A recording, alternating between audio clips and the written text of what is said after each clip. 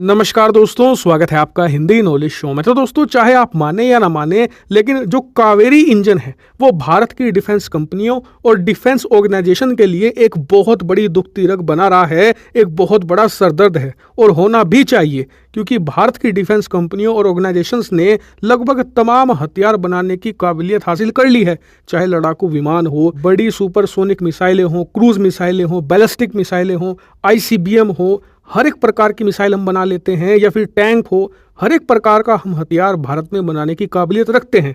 लेकिन इंजन, खास करके जेट इंजन हमारी बहुत बड़ी कमजोरी रहा है, क्योंकि कावेरी प्रोजेक्ट को कई दशक बीत चुके हैं। जी हाँ, साल नहीं, कई दशक बीत चुके हैं, लेकिन अब तक भी हम एक ऐसा कावेरी इंजन नहीं बना पाए हैं जो इतना पावरफुल हो कि भारतीय लड़ाकू विमान और भारतीय वायुसेना की जरूरतों को पूरा कर सके। लेकिन आज बहुत ज्यादा दिनों के बाद कावेरी इंजन पर सबसे बड़ी खुशखबरी आई है, और खुशखबरी एक नहीं दो है। पहली है कावेरी 1 पर, दूसरी है कावेरी 2 पर। दरअसल पूरा मामला कुछ इस प्रकार से है कि आज अचानक से रिपोर्ट सामने ये आ चुकी है निकलकर कि गोदरेज एरोस्पेस, जो कि कावेरी इंजन के लिए एक मॉड्यूल बनाने का काम कर रही है, उसने उन मॉड्यूल को लगभग तैयार कर लिया है, और इन मॉड्यूल के फर्स्ट सेट की डिलीवरी गोदरेज एरोस्पेस जल्द ही डीआरडीओ को करने जा रही है। वहीं बात करें डिलीवरी कब तक होगी, तो बताया जा रहा है कि आने वाले 3 महीनों के अंदर इसकी डिलीवरी कर दी जाएगी, यानी कि मार्च 2024 तक यह फर्स्ट सेट मॉड्यूल का मिल चुका होगा डीआरडीओ को।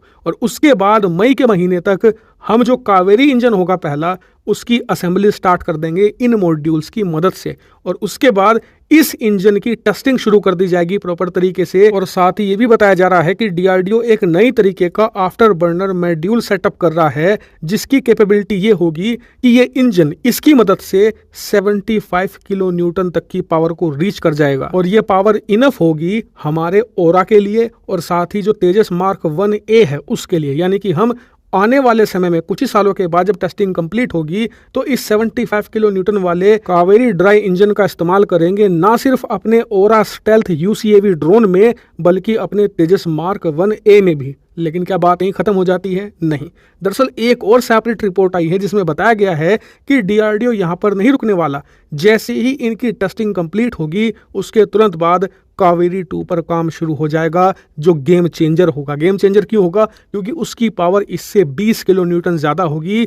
बताया जा रहा है कि कावेरी 2 की पावर होगी 95 किलो न्यूटन, और इस इंजन का इस्तेमाल हम करेंगे अपने तेजस मार्क 2 में, जो कि वर्तमान तेजस लड़ाकू विमान जो भारत के पास मौजूद है, उसका आप उसे अपग्रेडेड वर्जन या फिर बड़ा भाई कह सकते हैं, जो वर्तमान तेजस से कहीं ज्यादा एडवांस और कहीं ज्यादा लीथल होगा। और अगर सब कुछ सही जाता है, सही से डेवलपमेंट होता है, तो उसमें हम खुद का कावेरी 2 इंजन इंस्टॉल कर पाएंगे। और इसके अलावा जो बाकी के लड़ाकू विमान होंगे एमका को छोड़कर, उसमें भी कावेरी इंजन हम लगा सकेंगे। हालांकि इस मामले पर मैं आपको रेगुलर अपडेट देता रहूंगा, आप लोग चैनल को सब्सक्राइब कर लें।